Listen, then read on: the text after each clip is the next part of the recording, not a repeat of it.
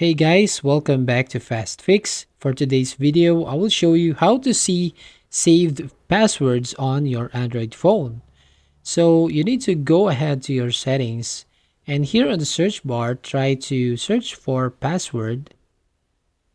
But if you cannot see here all the saved password, so you need to head over to your Google Chrome. So open your Google Chrome app and then right over here on the search bar, try to search for Google Password Manager and then tap search.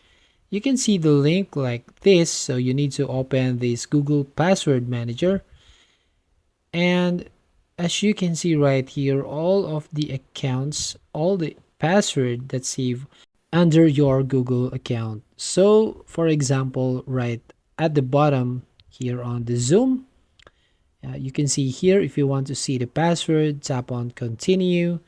Then you need to give the password right here and then wait for a seconds, and here you can see the saved password on your Zoom app.